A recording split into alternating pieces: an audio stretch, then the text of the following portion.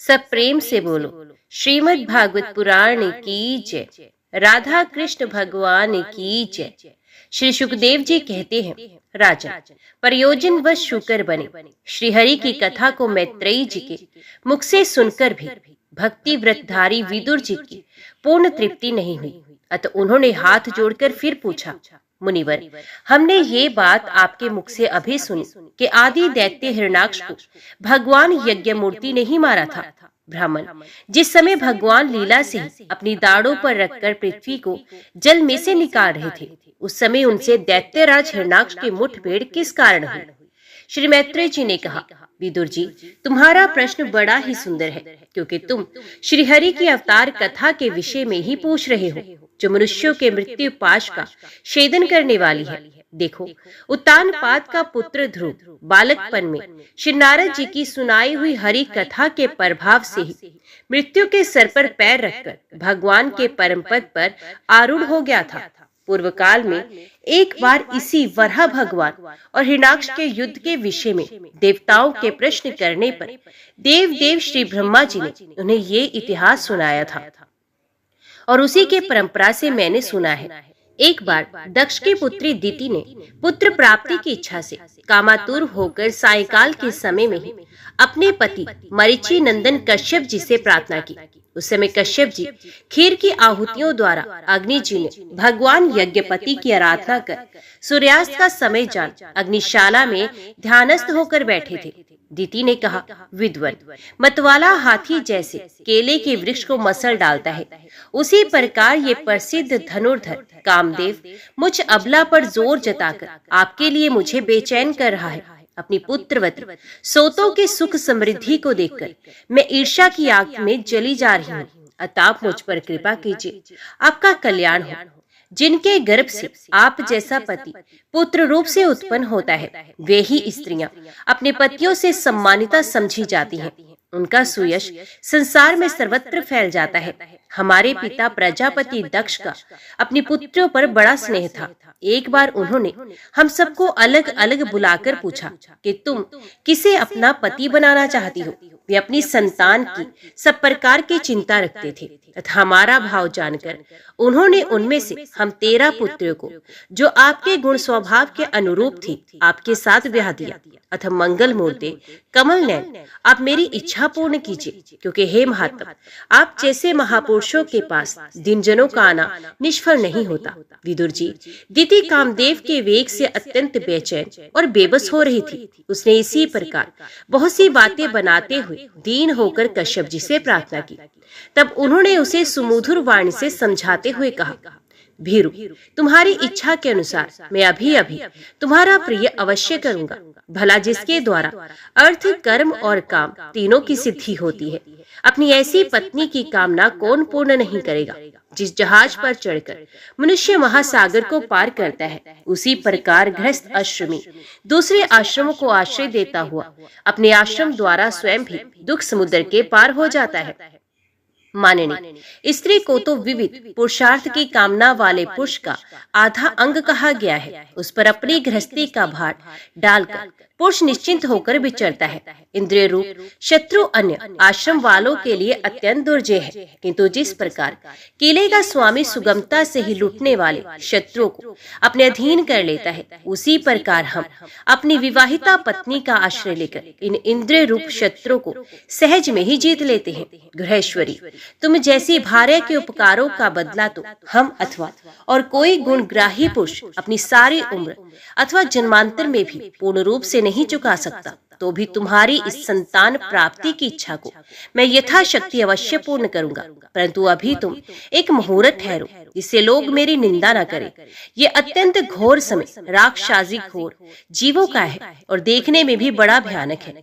इसमें भगवान भूतनाथ के गण भूत प्रेत आदि घुमा करते हैं। साध्वी, इस संध्या काल में भूत भावन भूतपति भगवान शंकर अपने गण भूत प्रेत आदि को साथ लिए बैल पर चढ़कर विचरा करते हैं, जिनका जटाजूट शमशान भूमि से उठे हुए बवंडर की धूलि से धूसरित होकर देदीप्यमान हो रहा है तथा जिनके स्वर्ण कांति में गौर शरीर में भस्म लगी हुई है। वे महादेव जी अपने सूर्य, चंद्रमा और अग्नि रूप 3 नेत्रों से सभी को देखते हैं। संसार में उनका कोई अपना या पराया नहीं, ना कोई अधिक आदरणीय है, ना ही कोई निंदनीय है। हम लोग तो अनेक प्रकार के व्रतों का पालन करके उनकी माया को ही ग्रहण करना चाहते हैं, जिसे उन्होंने भोग कर लात मार दी है। विवेकी पुरुष अविद्या के आवरण को हटाने की इच्छा से उनके निर्मल चरित्र का गान करते हैं। उनसे बढ़कर तो क्या, उनके समान भी कोई नहीं और उन तक केवल सत्पुरुषों की ही पहुंच है। ये सब होने पर भी वे स्वयं पिशाचों का सा आचरण करते हैं।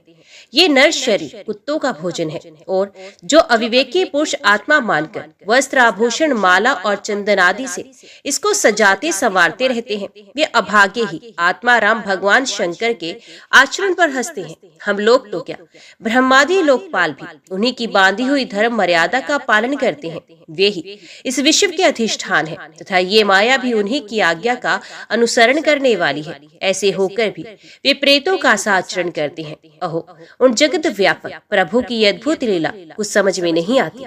पति के इस प्रकार समझाने पर भी कामातुरादिति ने वैश्या के समान निर्लज्ज होकर ब्रह्म ऋषि कश्यप जी का वस्त्र पकड़ लिया। तब कश्यप जी ने उस निंदित कर्म में अपनी भार्या का बहुत आग्रह देख देव को नमस्कार किया और एकांत में उसके साथ समागम किया। फिर जल में स्नान कर प्राण और वाणी का संयम करके विशुद्ध ज्योतिर्मय सनातन ब्रह्म का ध्यान करते हुए उसी का जप करने लगे। विदुर जी, दीति को भी उस निंदित कर्म के कारण बड़ी लज्जा आई और वे ब्रह्म ऋषि के पास सर नीचा करके इस प्रकार कहने लगे, ब्राह्मण, भगवान रुद्र भूतों के स्वामी है। मैंने उनका अपराध किया है, किंतु वे भूत श्रेष्ठ मेरे इस गर्व को नष्ट ना करें।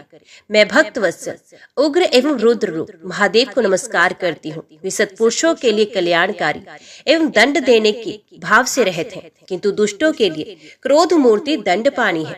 हम स्त्रियों पर तो व्याध भी दिया करते हैं, फिर वे सती पति तो मेरे बहनोई और परम कृपालु हैं, अतः मुझ पर प्रसन्न हो। श्री मैत्रेय जी ने कहा, विदुर जी, प्रजापति कश्यप ने सायंकालीन संध्या वंदनादि क्रम से निर्वृत्त होने पर देखा कि दीति थर-थर कांपती हुई अपनी संतान की लौकिक और पारलौकिक उन्नति के लिए प्रार्थना कर रही है। तब उन्होंने उससे कहा, तुम्हारा चित्त काम वासना से मलिन था, ये समय भी ठीक नहीं था और तुमने मेरी बात भी नहीं मानी तथा देवताओं की भी अवहेलना की। अमंगलमयी चंडी, तुम्हारी कोख से 2 बड़े ही अमंगल में और अधम पुत्र उत्पन्न होंगे। वे बार बार संपूर्ण लोक और लोकपालों को अपने अत्याचारों से रुलाएंगे। जब उनके हाथ से बहुत से निरपराध और दीन प्राणी मारे जाने लगेंगे, स्त्रियों पर अत्याचार होने लगेंगे और महात्माओं को शुद्ध किया जाने लगेगा, तो समय संपूर्ण लोगों की रक्षा करने वाले श्री जगदीश्वर कुपित होकर अवतार लेंगे और इंद्र जैसे पर्वतों का दमन करता है उसी प्रकार उनका वध कर डालेंगे। दिति ने कहा, प्रभु, यही मैं भी चाहती हूँ कि यदि मेरे पुत्रों का वध हो तो वे साक्षात भगवान चक्रपाणि के हाथ से ही हो, कुपित ब्राह्मणों के शाप आदि से ना हो। जो जीव ब्राह्मणों के शाप से दग्ध अथवा प्राणियों को भय देने वाला होता है, वे किसी भी योनि में जाए उस पर नारकी जीव भी दया नहीं करते। कश्यप जी ने कहा, देवी, तुमने अपने किए पर शोक और पश्चाताप प्रकट किया है। तुम्हें शीघ्र ही उचित अनुचित का विचार भी हो गया है तथा भगवान विष्णु, शिव और मेरे प्रति भी तुम्हारा आदर जान पड़ता है। इसलिए तुम्हारे एक पुत्र की 4 पुत्रों में से एक ऐसा होगा जिसका सत्पुरुष भी मान करेंगे और जिसके पवित्र यश को भक्तजन भगवान के गुणों के साथ गाएंगे। जिस प्रकार खोटे सोने को बार बार तपाकर शुद्ध किया जाता है, उसी प्रकार साधुजन उसके स्वभाव का अनुकरण करने के लिए निर्वेदता आदि उपायों से अपने अंतकरण को शुद्ध करेंगे, जिनकी कृपा से उन्हीं का स्वरूपभूत ये जगत आनंदित होता है। वे स्वयं प्रकाश भगवान भी उसकी अनन्य भक्ति से संतुष्ट हो जाएंगे। दिति, वे बालक बड़ा ही भगवत भक्त, उदार हृदय, प्रभावशाली और महान पुरुषों का भी पूज्य होगा तथा प्रौढ़ भक्ति भाव से विशुद्ध और भावाविंत हुए अंतकरण में श्री भगवान को स्थापित करके दे अभिमान को त्याग देगा। वे विश्व में अनासक्त, शीलवान, गुणों का भंडार तथा दूसरों की समृद्धि में सुख और दुख में दुख मानने वाला होगा। उसका कोई शत्रु न होगा तथा चंद्रमा जैसे ग्रीष्म ऋतु के ताप को हर लेता है, वैसे ही वे संसार के शोक को शांत करने वाला होगा, जो इस संसार के बाहर भीतर सब और विराजमान है। अपने भक्तों के इच्छा अनुसार समय समय पर मंगल विग्रह प्रकट करते हैं और लक्ष्मी रूप लावण्य मूर्ति ललना की भी शोभा बढ़ाने वाले हैं, तथा जिनका मुखमंडल झिलमिलाते हुए कुंडलों से सुशोभित है, उन परम पवित्र कमलनयन श्री हरि को तुम्हारे पौत्र का प्रत्यक्ष दर्शन होगा। श्री मैत्रेय जी कहते हैं, विदुर जी, दिति ने जब सुना कि मेरा पुत्र भगवान का भक्त होगा, तब उसे बड़ा आनंद हुआ, तथा ये जानकर कि मेरे पुत्र साक्षात श्री हरि के हाथ से मारे जाएंगे, उसे और भी अधिक उत्साह हुआ। विदुर जी, दिति को अपने पुत्रों से देवताओं को कष्ट पहुंचने की आशंका थी, इसलिए उसने दूसरों के तेज का नाश करने वाले उस कश्यप जी के तेज को 100 वर्षों तक अपने उदर में ही रखा। उस गर्भस्थ देश से ही लोकों में सूर्यादि का प्रकाश क्षीण होने लगा तथा इंद्रादि लोकपाल भी तेजोहीन हो गए। तब उन्होंने ब्रह्मा जी के पास जाकर कहा कि सब दिशाओं में अंधकार के कारण बड़ी अव्यवस्था हो रही है। देवताओं ने कहा, भगवान, काल आपकी ज्ञान शक्ति को कुंठित नहीं कर सकता, इसलिए आपसे कोई बात छिपी नहीं। आप इस अंधकार के विषय में भी जानते ही होंगे। हम तो इससे भी बड़े भयभीत हो रहे हैं। देवादिदेव, आप जगत के रचयिता और समस्त लोकपालों के मुकुटमणि हैं। आप छोटे बड़े सभी जीवों का भाव जानते हैं। देव, आप विज्ञान बल संपन्न हैं। आपने माया से ही ये चतुर्भुज रूप और रजोगुण स्वीकार किया है। आपकी उत्पत्ति के वास्तविक कारण को कोई नहीं जान सकता। हम आपको नमस्कार करते हैं। आप में संपूर्ण भुवन स्थित है। कार्य कारण रूप सारा प्रपंच आपका ही शरीर है, किंतु वास्तव में आप इससे परे हैं। जो समस्त जीवों के उत्पत्ति स्थान आपका अनन्य भाव से ध्यान करते हैं, उन सिद्ध योगियों का किसी प्रकार भी हरास नहीं हो सकता, क्योंकि वे आपकी कृपा कटाक्ष से कृत्य कृत्य हो जाते हैं तथा प्राण, इंद्रिय और मन को जीत लेने के कारण उनका योग भी परिपक्व हो जाता है। रस्सी में बंधे हुए बैलों की भांति आपकी वेद वाणी से जकड़ी हुई सारी प्रजा आपकी अधीनता में नियम पूर्वक कर्म अनुष्ठान करके आपको बलि समर्पित करती है। आप सबके नियंता मुख्य प्राण है। हम आपको नमस्कार करते हैं। भूमन, इस अंधकार के कारण दिन रात का विभाग अस्पष्ट हो जाने से लोगों के सारे कर्म लुप्त होते जा रहे हैं, जिससे वे दुखी हो रहे हैं। उनका कल्याण कीजिए और हम शरणागतों की ओर अपनी अपार दया दृष्टि निहारिए। देव, आग जिस प्रकार ईंधन पकड़कर बढ़ती रहती है, उसी प्रकार कश्यप जी के वीर्य से स्थापित हुआ ये दिति का गर्भ सारी दिशाओं को अंधकार में करता हुआ क्रमश बढ़ रहा है। महाबाहु, देवताओं की प्रार्थना सुनकर भगवान ब्रह्मा जी हंसे और उन्हें अपनी मधुर वाणी से आनंदित करते हुए कहने लगे। ब्रह्मा जी ने कहा, देवताओं, तुम्हारे पूर्वज मेरे मानस पुत्र सनकादि लोकों की आसक्ति त्याग कर समस्त लोकों में आकाश मार्ग से विचरा करते थे। एक बार वे भगवान विष्णु के धाम वैकुंठ धाम में जा पहुँचे। वहाँ सभी लोग विष्णु रूप होकर रहते हैं और वे प्राप्त भी उन्हीं को होता है जो अन्य सब प्रकार की कामनाओं को छोड़कर भगवत नाम का उच्चारण करते हुए भगवान की शरण की प्राप्ति के लिए अपने धर्म द्वारा उनकी आराधना करते हैं। वह वेदांत प्रति पादम धर्म मूर्ति श्री आदि नारायण अपने भक्तों को सुख देने के लिए शुद्ध सत्वमय स्वरूप धारण कर हर समय विराजमान रहते हैं। उस लोक में एक वन है जो मूर्तिमान कैवल्य सा ही जान पड़ता है। ये सब प्रकार की कामनाओं को पूर्ण करने वाले वृक्षों से सुशोभित है, जो स्वयं हर समय 6 ऋतुओं की शोभा से संपन्न रहते हैं। वहाँ विमानचारी गंधर्वगण अपनी प्रियाओं के सहित अपने प्रभु की पवित्र लीलाओं का गान करते रहते हैं, जो लोगों की संपूर्ण पाप राशि को भस्म कर देने वाली है। उस समय सरोवर में खिली हुई मकरंद पूर्ण वास्तविक माधवी लता की सुमधुर गंध उनके चित्त को अपनी ओर खींचना चाहती है, परंतु वे उसकी ओर ध्यान ही नहीं देते। उस गंध को उड़ाकर लाने वाले वायु को ही बुरा भला कहते हैं। जिस समय ब्रह्मराज ऊंचे स्वर से गुंजार करते हुए मानो हरि कथा का गान करते हैं, उस समय थोड़ी देर के लिए कबूतर, कोयल, सारस, चकवे, पपीहे, हंस, तोते, तीतर और मोरों का कोलाहल बंद हो जाता है, मानो वे भी उस कीर्तन आनंद में बेसुध हो जाते हैं। श्री हरि तुलसी से अपने श्री विग्रह को सजाते हैं और तुलसी की गंध का ही अधिक आदर करते हैं। ये देखकर वहाँ के मंदार, कुंद, कुर्बक, उत्पल, चंपक, वर्ण, पुन्नाग, नागकेसर, फकील, अम्बुज और पारिजात आदि पुष्प सुगंध युक्त होने पर भी तुलसी का ही तप अधिक मानती हैं।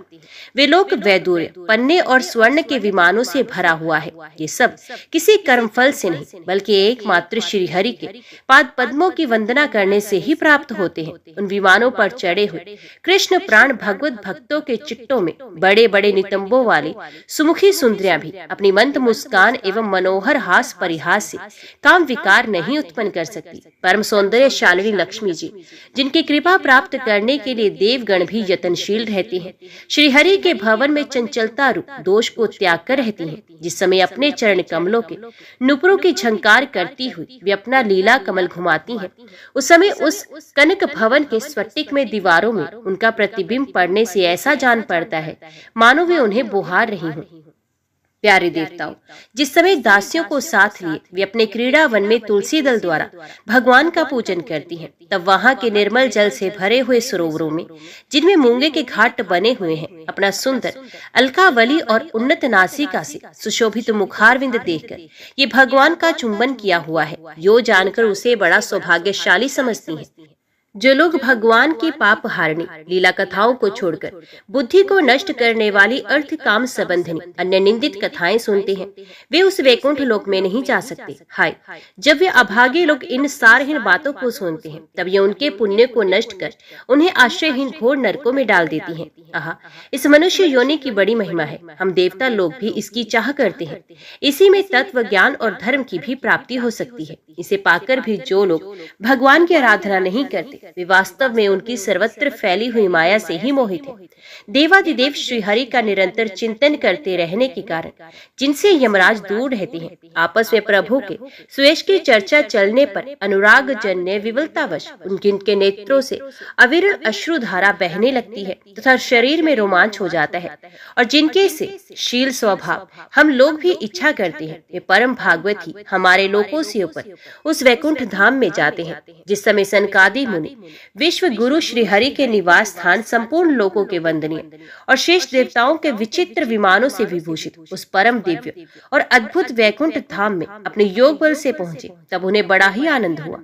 भगवत दर्शन की लालसा से अन्य दर्शनीय सामग्री की उपेक्षा करते हुए वैकुंठ धाम की 6 ड्योढ़ियां पार करके जब वे 7वीं पर पहुंचे, तब वहां उन्हें हाथ में गदा लिए 2 समान आयु वाले देवश्रेष्ठ दिखाई दिए, जो बाजूबंद कुंडल और किरीट आदि अनेकों अमूल्य आभूषणों से अलंकृत थे। उनकी 4 श्यामल भुजाओं के बीच में मतवाले मधुकारों से गुंजायमान वनमाला सुशोभित थी तथा बाकी बोहे फड़कते हुए नासिकारंध्र और अरुण नयनों के कारण उनके चेहरे पर कुछ शोभ के से चिन्ह दिखाई दे रहे थे। उनके इस प्रकार देखते रहने पर भी ये मुनिगण उनके बिना कुछ पूछताछ किए जैसे स्वर्ण और वज्र में किवाड़ों से युक्त पहली 6 ड्योढ़ी लांघकर आए थे, उसी प्रकार उनके द्वार में भी घुस गए। उनकी दृष्टि तो सर्वत्र समान थी और वे निशंक होकर सर्वत्र बिना किसी रोक टोक के विचरते थे।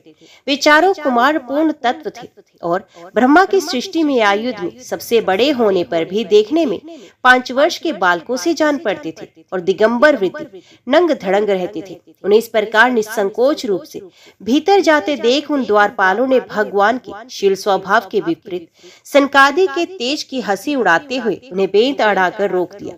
यद्यपि वे ऐसे दुर्व्यवहार के योग्य नहीं थे। जब उन द्वारपालों ने वैकुंठवासी देवताओं के सामने पूजा के सर्वश्रेष्ठ पात्र उन कुमारों को इस प्रकार रोका, तब अपने प्रियतम प्रभु के दर्शनों में विघ्न पड़ने के कारण उनके नेत्र सहसा कुछ कुछ क्रोध से लाल हो उठे और इस प्रकार कहने लगे। उन्होंने कहा, अरे द्वारपालों, जो लोग भगवान की महती सेवा के प्रभाव से इस लोक को प्राप्त होकर यहाँ निवास करते हैं, ये तो भगवान के समान ही समदर्शी होते हैं। तुम दोनों भी उन्हीं में से हो, किंतु तुम्हारे स्वभाव में ये विषमता क्यों है? भगवान तो परम शांत स्वभाव है, उनका किसी से विरोध भी नहीं है। फिर यहाँ ऐसा कौन है जिस पर शंका की जा सके? तुम स्वयं कपटी हो, इसी से अपने ही समान दूसरों पर शंका करती हो। भगवान के उदर में ये सारा ब्रह्मांड स्थित है, इसलिए यहाँ रहने वाले ज्ञानी जन सर्वात्मा श्री हरि से अपना कोई भेद नहीं देखते, बल्कि महाकाश में घटाकाश की भांति उनमें अपना अंतर्भाव देखते हैं। तुम तो देव रूपधारी हो, फिर भी तुम्हें ऐसा क्या दिखाई देता है जिससे तुमने भगवान के साथ कुछ भेदभाव के कारण होने वाले भय की कल्पना कर ली? तुम हो तो इन भगवान वैकुंठनाथ के पार्षद, किंतु तुम्हारी बुद्धि बहुत मंद है। अतः तुम्हारा कल्याण करने के लिए हम तुम्हारे अपराध के योग्य दंड का विचार करते हैं। तुम अपनी मंद बेद बुद्धि के दोष से इस वैकुंठ लोक से निकलकर उन पापमय योनियों में जाओ, जहाँ काम, क्रोध, लोभ प्राणियों के ये 3 शत्रु निवास करते हैं। सनकादि के ये कठोर वचन सुनकर और ब्राह्मणों के शाप को किसी भी प्रकार के शस्त्र समूह से निवारण होने योग्य ना जानकर श्रीहरि के वे दोनों पार्षद अत्यंत दीन भाव से उनके चरण पकड़कर पृथ्वी पर लौट गए। वे जानते थे कि उनके स्वामी श्रीहरि भी ब्राह्मणों से बहुत डरते हैं। फिर उन्होंने अत्यंत आतुर होकर कहा, भगवान, हम अवश्य ही अपराधी हैं, अतः आपने हमें जो दंड दिया है वे उचित ही है और वे हमें मिलना भी चाहिए। हमने भगवान का अभिप्राय ना समझकर उनकी आज्ञा का उल्लंघन किया है। इससे हमें जो पाप लगा है वे आपके दिए हुए दंड से सर्वथा धुल जाएगा। किंतु हमारी इस दुर्दशा का विचार करके यदि करुणावश आपको थोड़ा सा भी अनुताप हो तो ऐसी कृपा कीजिए कि जिससे उन अध्वाधम योनि में जाने पर भी हमें भगवत स्मृति को नष्ट करने वाला मोह न प्राप्त हो। इधर जब साधु जनों के हृदय धन भगवान कमलनाथ को ये मालूम हुआ कि मेरे द्वारपालों ने सनकादि साधुओं का अनादर किया है, तब वे लक्ष्मी जी के सहित अपने उन्हीं श्री चरणों से चलकर ही वहां पहुंचे, जिन्हें परमहंस मुनिजन ढूंढते रहते हैं, सहज में पाते नहीं। सनकादि ने देखा कि उनकी समाधि के विषय श्री वैकुंठनाथ स्वयं उनके नेत्र गोचर होकर पधारे हैं। उनके साथ साथ पार्षदगण शत्र चमरादि लिए चल रहे हैं तथा प्रभु के दोनों ओर राजहंस के पंखों के समान 2 श्वेत चवर डुलाए जा रहे हैं। उनकी शीतल वायु से उनके श्वेत छत्र में लगी हुई मोतियों की झालर हिलती हुई ऐसी शोभा दे रही है मानो चंद्रमा की किरणों से अमृत की बूंदें झर रही हो। प्रभु समस्त सद्गुणों के आश्रय हैं। उनकी सौम्य मुख मुद्रा को देखकर जान पड़ता था मानो वे सभी पर अनवरत कृपा सुधा की वर्षा कर रहे हों। अपने स्नेहमयी चितवन से वे भक्तों का हृदय स्पर्श कर रहे थे तथा उनके सुविशाल श्याम वक्षस्थल पर सवरिखा के रूप में जो साक्षात लक्ष्मी विराजमान थी, उनसे मानो वे समस्त दिव्य लोकों के चूड़ामणि वैकुंठ धाम को सुशोभित कर रहे थे। उनके पीताम्बर मंडित विशाल नितंबों पर झिलमिलाती हुई करधनी और गले में भ्रमरों से मुखरित वनमाला विराज रही थी तथा वे कलाइयों में सुंदर कंगन पहने अपना एक हाथ गरुड़ जी के कंधे पर रख दूसरे से कमल का पुष्प घुमा रहे थे। उनके अमोल कपोल बिजली की प्रभा को भी लजाने वाले मकराकृत कुंडलों की शोभा बढ़ा रहे थे। उभरी हुई उघड़ नासिका थी, बड़ा ही सुंदर मुख था। सिर पर मणि में मुकुट विराजमान था तथा चारों भुजाओं के बीच महामूल्यवान मनोहर हार की और गले में कौस्तुभ मणि की अपूर्व शोभा थी। भगवान का श्री विग्रह बड़ा ही सौंदर्यशाली था।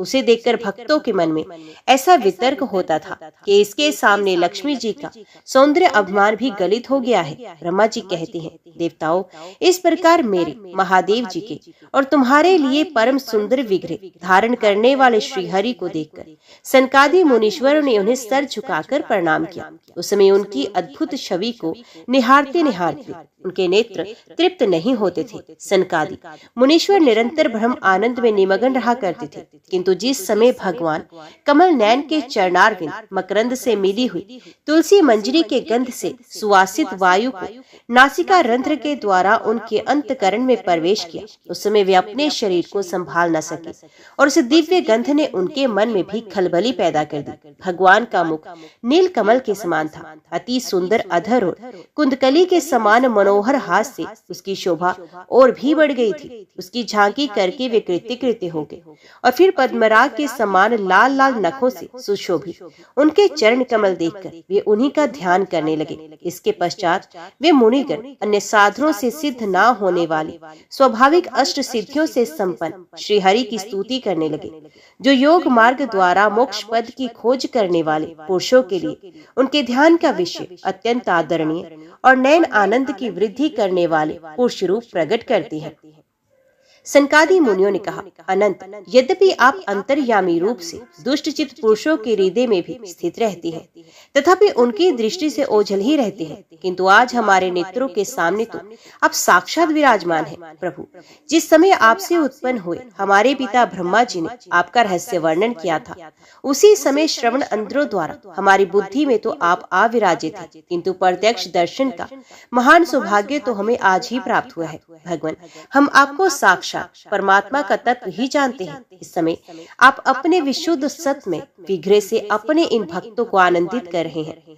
आपकी इस सगुण साकार मूर्ति को राग और अहंकार से मुक्त मुनिजन आपकी कृपा दृष्टि से प्राप्त हुए सुदृढ़ भक्ति योग के द्वारा अपने हृदय में उपलब्ध करते हैं। प्रभु, आपका सुयश अत्यंत कीर्तन और सांसारिक दुखों की निवृत्ति करने वाला है। आपके चरणों की शरण में रहने वाले जो महाभाग आपकी कथाओं के रसिक हैं, वे आपके आत्यंतिक प्रसाद मोक्ष पद को कुछ अधिक नहीं गिनते, फिर जिन्हें आपकी जरा सी टेढ़ी पहुंच भी भयभीत कर देती है, उन इंद्रपद आदि अन्य भोगों के विषय में तो कहना ही क्या। भगवान, यदि हमारा चित्त भोरे की तरह आपके चरण कमलों में ही रमण करता रहे, हमारी वाणी तुलसी के समान आपके चरण संबंध से ही सुशोभित हो और हमारे कान आपकी सुयश सुधा से परिपूर्ण रहे, तो अपने पापों के कारण भले ही हमारा जन्म नरकादि योनियों में हो जाए, जिसकी हमें कोई चिंता नहीं। विपुल कीर्ति प्रभु, आपने हमारे सामने जो ये मनोहर रूप प्रकट किया है, उसे हमारे नेत्रों को बड़ा ही सुख मिला है। विषयासक्त अजितेंद्रिय पुरुषों के लिए इसका दृष्टिगोचर होना अत्यंत कठिन है। आप साक्षात भगवान हैं और इस प्रकार स्पष्टतया हमारे नेत्रों के सामने प्रकट हुए हैं। हम आपको प्रणाम करते हैं। जब योग निष्ठ सनकादि मुनियों ने इस प्रकार स्तुति की, तब वैकुंठ निवास श्री हरि ने उनकी प्रशंसा करते हुए कहा, मुनिगण, ये जय विजय मेरे पार्षद हैं। उन्होंने मेरी कुछ भी परवाह न करके आपका बहुत बड़ा अपराध किया है। आप लोग भी मेरे अनुगत भक्त हैं, अतः इस प्रकार मेरी ही अवज्ञा करने के कारण आपने इन्हें जो दंड दिया है, ये मुझे भी अभिमत है। ब्राह्मण मेरे परम आराध्य हैं। मेरे अनुचरों के द्वारा आप लोगों का जो तिरस्कार हुआ है, उसे मैं अपना ही किया हुआ मानता हूँ, इसलिए मैं आप लोगों से प्रसन्नता की भिक्षा मांगता हूँ। सेवकों के अपराध करने पर संसार उनके स्वामी का ही नाम लेता है। ये अपयश उसकी कीर्ति को इस प्रकार दूषित कर देता है जैसे त्वचा को चर्म रोग। मेरी निर्मल सुयश सुधा में गोता लगाने से चांडाल पर्यंत सारा जगत तुरंत पवित्र हो जाता है, इसलिए मैं विकुंठ कहलाता हूँ। किंतु ये पवित्र कीर्ति मुझे आप लोगों से ही प्राप्त हुई है, इसलिए जो कोई आपके विरुद्ध आचरण करेगा, वे मेरी भुजा ही क्यों ना हो, मैं उसे तुरंत काट डालूंगा। आप लोगों की सेवा करने से मेरी चरण रज को ऐसी पवित्रता प्राप्त हुई है कि वे सारे पापों को तत्काल नष्ट कर देती है। और मुझे ऐसा सुंदर स्वभाव मिला है कि मेरे उदासीन रहने पर भी लक्ष्मी जी मुझे एक क्षण के लिए भी नहीं छोड़ती। यद्यपि इन्हीं के लेश मात्र कृपा कटाक्ष के लिए अन्य ब्रह्मादि देवता नाना प्रकार के नियमों एवं व्रतों का पालन करते हैं, जो अपने संपूर्ण कर्म फल मुझे अर्पण कर सदा संतुष्ट रहते हैं। वे निष्काम ब्राह्मण ग्रास ग्रास पर तृप्त होते हुए घी से तरह तरह के पकवानों का जब भोजन करते हैं, तब उनके मुख से मैं जैसा तृप्त होता हूँ, वैसा यज्ञ में अग्नि रूप मुख से यजमान की दी हुई आहुतियों को ग्रहण करके नहीं होता। योग माया का अखंड और असीम ऐश्वर्य मेरे अधीन है, तथा मेरी चरणोदक रूपनी गंगा जी चंद्रमा को मस्तक पर धारण करने वाले भगवान शंकर के सह समस्त लोकों को पवित्र करती है। ऐसा परम पवित्र एवं परमेश्वर होकर भी जिनकी पवित्र चरण रज को अपने मुकुट पर धारण करता हूँ, उन ब्राह्मणों के कर्म को कौन नहीं सहन करेगा। ब्राह्मण, दूध देने वाली गाय और अनाथ प्राणी ये मेरे ही शरीर है। पापों के द्वारा विवेक दृष्टि नष्ट हो जाने के कारण जो लोग इनमें मुझसे भिन्न समझते हैं, उन्हें मेरे द्वारा नियुक्त यमराज के घृत जैसे दूत, जो सर्प के समान क्रोधी हैं, अत्यंत क्रोधित होकर अपनी चोंचों से नोचते हैं। ब्राह्मण तिरस्कार पूर्वक कटु भाषण भी करे तो भी जो उसमें मेरी भावना मुख कमल से उसका आदर करते हैं, तथा जैसे रूठे हुए पिता को पुत्र और आप लोगों को मैं मानता हूँ, उसी प्रकार जो प्रेम पूर्ण वचनों से प्रार्थना करते हुए उन्हें शांत करते हैं, वे मुझे अपने वश में कर लेते हैं। मेरे इन सेवकों ने मेरा अभिप्राय ना समझ कर ही आप लोगों का अपमान किया है, इसलिए मेरे अनुरोध से आप केवल इतनी कृपा कीजिए कि इनका ये निर्वासन काल शीघ्र ही समाप्त हो जाए। ये अपने अपराध के अनुरूप अधम गति को भोग कर शीघ्र ही मेरे पास लौट आए। श्री ब्रह्मा जी कहते हैं, देवताओं, सनकादि मुनि क्रोध रूप सर्प से डसे हुए थे, तो भी उनका चित्त अंतकरण को प्रकाशित करने वाली भगवान की मंत्र में सुमधुर वाणी सुनते सुनते तृप्त नहीं हुआ। भगवान की उक्ति बड़ी ही मनोहर और थोड़े अक्षरों वाली थी, किंतु वे इतनी अर्थपूर्ण, सारयुक्त, दुर्विजय और गंभीर थी कि बहुत ध्यान देकर सुनने और विचार करने पर भी वे ये ना जान सके कि भगवान क्या करना चाहते हैं। भगवान की इस अद्भुत उदारता को देखकर वे बहुत आनंदित हुए और उनका अंग अंग पुलकित हो गया। फिर योग माया के प्रभाव से अपने परम ऐश्वर्य का प्रभाव प्रकट करने वाले प्रभु से वे हाथ जोड़कर कहने लगे, स्वयं प्रकाश भगवान, अब सर्वेश्वर होकर भी जो ये कह रहे हैं कि ये आपने मुझ पर बड़ा अनुग्रह किया, तो इससे आपका क्या अभिप्राय है, ये हम नहीं जान सके हैं। प्रभु अब ब्राह्मणों के परम हितकारी हैं, इसे लोक शिक्षा के लिए अब भले ही ऐसा माने कि ब्राह्मण मेरे आराध्य देव हैं। वस्तुत तो ब्राह्मण तथा देवताओं के भी देवता, ब्रह्मादि के भी आप ही आत्मा और आराध्य देव हैं। सनातन धर्म आपसे ही उत्पन्न है। आपके अवतारों द्वारा ही समय समय पर उसकी रक्षा होती है तथा निर्विकार स्वरूप आप ही धर्म के परम गहन रहस्य है, ये शास्त्रों का मत है।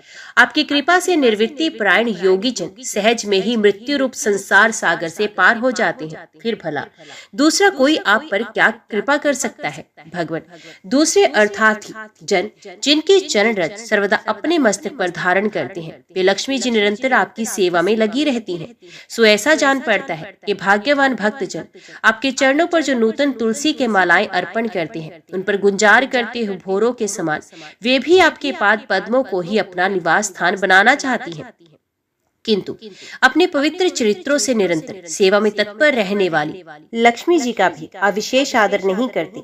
अब तो अपने भक्तों से ही विशेष प्रेम रखते हैं। अब स्वयं ही संपूर्ण भजनीय गुणों के आश्रय हैं। क्या जहाँ तहाँ विचरते हुए ब्राह्मणों के चरणों में लगने से पवित्र हुई मार्ग की धूली और श्रीवत्स का चिन्ह आपको पवित्र कर सकते हैं? क्या इनसे आपकी शोभा बढ़ सकती है? भगवान अब साक्षात धर्म स्वरूप है। आप सत्यादि तीनों युगों में प्रत्यक्ष रूप से विद्यमान रहते हैं तथा ब्राह्मण और देवताओं के लिए तप, शौच और दया अपने इन तीन चरणों से इस चराचर जगत की रक्षा करते हैं। अब आप अपनी शुद्ध सत्वमय वरदायिनी मूर्ति से हमारे धर्म विरोधी रजोगुण तमोगुण को दूर कर दीजिए। देव ये ब्राह्मण कुल आपके द्वारा अवश्य रक्षणीय है। यदि साक्षात धर्म रूप होकर भी आप सुमधुर वाणी और पूजनादि के द्वारा इस उत्तम कुल की रक्षा न करें, तो आपका निश्चित किया हुआ कल्याण मार्ग ही नष्ट हो जाए, क्योंकि लोग तो श्रेष्ठ पुरुषों के आचरण को ही प्रमाण रूप से ग्रहण करते हैं। प्रभु अब सत्व गुण की खान है और सभी जीवों का कल्याण करने के लिए उत्सुक हैं। इसी से आप अपनी शक्ति रूप राजा आदि के द्वारा धर्म के शत्रुओं का संहार करते हैं, क्योंकि वेद मार्ग का उच्छेद आपको अभिष्ट नहीं है। आप त्रिलोकीनाथ और जगत प्रतिपालक होकर भी ब्राह्मणों के प्रति इतने नम्र रहते हैं, इससे आपके तेज की कोई हानि नहीं होती। ये तो आपकी लीला मात्र है। सर्वेश्वर इन द्वारपालों को आप जैसा उचित समझे वैसा दंड दें अथवा पुरस्कार रूप में इनकी वृत्ति बढ़ा दें। हम निष्कपट भाव से सब प्रकार आपसे सहमत हैं, अथवा हमने आपके इन निरपराध अनुचरों को शाप दिया है, इसके लिए हम ही को उचित दंड दें, हमें वे भी सहर्ष स्वीकार है। श्री भगवान ने कहा, मुनिगण आपने इन्हें जो शाप दिया है सच जानिए, वे मेरी ही प्रेरणा से हुआ है। अब ये शीघ्र ही दैत्य योनि को प्राप्त होंगे और वहाँ क्रोधावेश से बड़ी हुई एकाग्रता के कारण सुदृढ़ योग संपन्न होकर फिर जल्दी ही मेरे पास लौट आएंगे। तदंतर उन मुनीश्वरों ने नैनाभिराम भगवान विष्णु और उनके स्वयं प्रकाश वैकुंठ धाम के दर्शन करके प्रभु की परिक्रमा की और उन्हें प्रणाम कर तथा उनकी आज्ञा पाकर भगवान के ऐश्वर्य का वर्णन करते हुए प्रमुदित हो वहां से लौट गए। फिर भगवान ने अपने अनुचरों से कहा, जाओ, मन में किसी प्रकार का भय मत करो, तुम्हारा कल्याण होगा। मैं सब कुछ करने में समर्थ होकर भी ब्रह्म तेज को मिटाना नहीं चाहता, क्योंकि ऐसा ही मुझे अभिमत है। एक बार जब मैं योग निद्रा में स्थित हो गया था, तब तुमने द्वार में प्रवेश करती हुई लक्ष्मी जी को रोका था। उस समय उन्होंने क्रुद्ध होकर पहले ही तुम्हें ये शाप दिया था। अब दैत्य योनि में मेरे प्रति क्रोधाकार वृत्ति रहने से तुम्हें जो एकाग्रता होगी, उससे तुम इस विप्र तिरस्कार जनित पाप से मुक्त हो जाओगे और फिर थोड़े ही समय में मेरे पास लौट आओगे। द्वारपालों को इस प्रकार आज्ञा दी। भगवान ने विमानों की श्रेणियों से सुसज्जित अपने सर्वाधिक श्री संपन्न धाम में प्रवेश किया। वे देव श्रेष्ठ जय विजय तो ब्रह्मशाप के कारण उस अलंघनीय भगवत धाम में ही श्रीहीन हो गए थे। उनका सारा गर्व गलित हो गया। पुत्रों, फिर जब वे वैकुंठ लोक से गिरने लगे, तब वहाँ श्रेष्ठ विमानों पर बैठे हुए वैकुंठ वासियों में महान हाहाकार मच गया। इस समय दीति के गर्भ में स्थित जो कश्यप जी का उग्र तेज है, उसमें भगवान के उन पार्षद प्रवरों ने ही प्रवेश किया है। उन दोनों असुरों के तेज से ही तुम सबका तेज फीका पड़ गया है। इस समय भगवान ऐसा ही करना चाहते हैं जो आदि पुरुष संसार की उत्पत्ति, स्थिति और लय के कारण है, जिनकी योग माया को बड़े बड़े योगी जन भी बड़ी कठिनता से पार पाते हैं। वे सत्वादि तीनों गुण के नियंता श्री हरि ही हमारा कल्याण करेंगे। अब इस विषय में हमारे विशेष विचार करने से क्या लाभ हो सकता है? विदुर जी, ब्रह्मा जी के कहने से अंधकार का कारण जानकर देवताओं की शंका निवृत्त हो गई और फिर वे सब स्वर्गलोक को लौट आए। इधर दीति को अपने पति देव के कथन अनुसार पुत्रों की ओर से उपद्रवादी की आशंका बनी रहती थी। इसलिए जब पूरे 100 वर्ष बीत गए, तब उस साध्वी ने 2 जुड़वा पुत्र उत्पन्न किए। उनके जन्म लेते समय स्वर्ग, पृथ्वी और अंतरिक्ष में अनेकों उत्पात होने लगे, जिनसे लोग अत्यंत भयभीत हो गए। जहाँ तहाँ पृथ्वी और पर्वत कांपने लगे, सब दिशाओं में दाह होने लगे, जगह जगह उल्कापात होने लगा, बिजलियां गिरने लगी और आकाश में उछल तारे दिखाई देने लगे। बार बार साई साई करती और बड़े बड़े वृक्षों को उखाड़ती हुई बड़ी विकट और असहनीय वायु चलने लगी। उस समय आंधी उसकी सेना और उमड़ती हुई धूल ध्वजा के समान जान पड़ती थी। बिजली जोर जोर से चमक कर मानो खिलखिला रही थी। घटाओं ने ऐसा सघन रूप धारण किया कि सूर्य, चंद्र आदि ग्रहों के लुप्त हो जाने से आकाश में गहरा अंधेरा छा गया। उस समय कहीं कुछ भी दिखाई नहीं देता था। समुद्र दुखी मनुष्य की भांति कोलाहल करने लगा। उसमें ऊंची ऊंची तरंगे उठने लगी और उसके भीतर रहने वाले जीवों में बड़ी हलचल मच गई। नदियों तथा अन्य जलाशयों में भी बड़ी खलबली मच गई और उनके कमल सूख गए। सूर्य और चंद्रमा बार बार ग्रसे जाने लगे तथा उनके चारों ओर अमंगल सूचक मंडल बैठने लगे। बिना बादलों के ही गरजने का शब्द होने लगा तथा गुफाओं में से रथ की घर गराहट का सा शब्द निकलने लगा। गाँव में गीदड़ और उल्लुओं के भयानक शब्द के साथ ही सियारियां मुख से दहकती हुई आग उगलकर बड़ा अमंगल शब्द करने लगी। जहां तहां कुत्ते अपनी गर्दन ऊपर उठाकर कभी गाने तो कभी रोने के समान भांति भांति के शब्द करने लगे। विदुर जी, झुंड के झुंड गधे अपने कठोर खुरों से पृथ्वी खोदते और रेंकने का शब्द करते मतवाले होकर इधर उधर दौड़ने लगे। पक्षी गधों के शब्द से डरकर रोते चिल्लाते और अपने घोंसलों से उड़ने लगे। अपनी खिड़कों में बंधे हुए और वन में चरते हुए गाय, बैल आदि पशु डर के मारे मल मूत्र त्यागने लगे। गोई ऐसी डर की कि दोहने पर उनके थनों से खून निकलने लगा। बदप पीप की वर्षा होने लगी। देव मूर्तियों की आंखों से आंसू बहने लगे और आंधी के बिना ही वृक्ष उखड़ उखड़ कर गिरने लगे। शनि, राहु आदि क्रूर ग्रह प्रबल होकर चंद्र, बृहस्पति आदि सौम्य ग्रहों तथा बहुत से नक्षत्रों को लांघकर वक्र गति से चलने लगे तथा आपस में युद्ध करने लगे। ऐसे ही और भी अनेकों भयंकर उत्पात देखकर सनकादि के सिवा और सब जीव भयभीत हो गए तथा उन उत्पातों का मर्म ना जानने के कारण उन्होंने ही यही समझा जब संसार का प्रलय होने वाला है, वे दोनों आदि दैत्य जन्म के अनंतर शीघ्र ही अपने फौलाद के समान कठोर शरीरों से बढ़कर महान पर्वतों के सदृश हो गए तथा उनका पूर्व पराक्रम भी प्रकट हो गया। वे इतने ऊंचे थे कि उनके स्वर्ण में मुकुटों का अग्रभाग स्वर को स्पर्श करता था और उनके विशाल शरीरों से सारी दिशाएं आच्छादित हो जाती थी। उनकी भुजाओं में सोने के बाजूबंद चमचमा रहे थे। पृथ्वी पर जो वे एक एक कदम रखते थे, उससे भूकंप होने लगता था और जब वे खड़े होते थे तब उनकी जगमगाती हुई चमकीली करधनी से सुशोभित कमर अपने प्रकाश से सूर्य को भी मात करती थी। वे दोनों यमज थे। प्रजापति कश्यप जी ने उनका नामकरण किया। उनमें से जो उनके वीर्य से दीति के गर्भ में पहले स्थापित हुआ था, उसका नाम हिरण्यकश्यप रखा गया और जो दीति के उदर से पहले निकला वे हिरण्याक्ष के नाम से विख्यात हुआ। हिरण्यकश्यप ब्रह्मा जी के वर से मृत्यु के भय से मुक्त हो जाने के कारण बड़ा उद्यत हो गया था। उसने अपनी भुजाओं के बल से लोकपालों के सहित तीनों लोगों को अपने वश में कर लिया। वे अपने छोटे भाई हिरण्याक्ष को बहुत चाहता था और वे भी सदा अपने बड़े भाई का प्रिय कार्य करता रहता था। एक दिन वे हिरण्याक्ष हाथ में गदा लिए युद्ध का अवसर ढूंढता हुआ स्वर्गलोक में जा पहुंचा।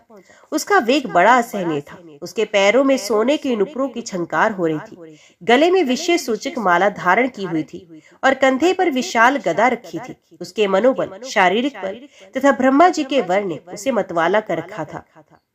इसलिए वे सर्वथा निरंकुश और निर्भय हो रहा था। उसे देखकर देवता लोग डर के मारे वैसे ही जहां तहां छिप गए, जैसे गरुड़ के डर से सांप छिप जाते हैं।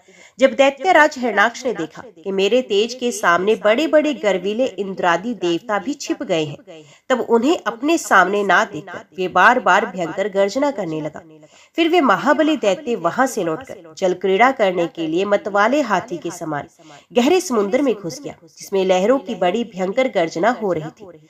ज्यों ही उसने समुद्र में पैर रखा कि डर के मारे वरुण के सैनिक जलचर जीव हकबका गए और किसी प्रकार की छेड़छाड़ न करने पर भी वे उसकी धाक से ही घबराकर बहुत दूर भाग गए। महाबली हिरण्याक्ष अनेक वर्षों तक समुद्र में ही घूमता और सामने किसी प्रतिपक्षी को ना पाकर वे बार बार वायु वेग से उठी हुई उसकी प्रचंड तरंगों पर ही अपनी लोहमयी गदा को अजमाता रहा। इस प्रकार घूमते घूमते वे वरुण की राजधानी विभावरीपुरी में जा पहुंचा। वहां पाताल लोक के स्वामी जलचरों के अधिपति वरुण जी को देखकर उसने उनकी हंसी उड़ाते हुए नीच मनुष्यों की भांति प्रणाम किया और कुछ मुस्कुराते हुए व्यंग से कहा, महाराज, मुझे युद्ध की भिक्षा दीजिए। प्रभु, आप तो लोकपालक, राजा और बड़े कीर्तिशाली हैं। जो लोग अपने को बांका वीर समझते थे, उनके वीर मद को भी आप चूर्ण कर चुके हैं। और पहले एक बार आपने संसार के समस्त दैत्य दानवों को जीतकर राजसूय यज्ञ भी किया था। उस मदोमत शत्रु के इस प्रकार बहुत उपहास करने से भगवान वरुण को क्रोध तो बहुत आया, किंतु अपने बुद्धि बल से वे उसे पी गए और बदले में उससे कहने लगे, भाई, हमें तो अब युद्धादि का कोई चाव नहीं रहा। भगवान पुराण पुरुष के सिवा हमें और कोई ऐसा दिखता भी नहीं जो तुम जैसे रणकुशल वीर को युद्ध में संतुष्ट कर सके। दैत्यराज, तुम उन्हीं के पास जाओ, वे ही तुम्हारी कामना पूरी करेंगे। तुम जैसे वीर उन्हीं का गुणगान किया करते हैं, वे बड़े वीर हैं। उनके पास पहुंचते ही तुम्हारी सारी शेखी पूरी हो जाएगी और तुम कुत्तों से घिरकर वीर शैया पर शयन करोगे। वे तुम जैसे दुष्टों को मारने और सत्पुरुषों पर कृपा करने के लिए अनेक प्रकार के रूप धारण किया करते हैं। ओम नमो भगवते वासुदेवाय नमः। जय श्री राधे कृष्णा।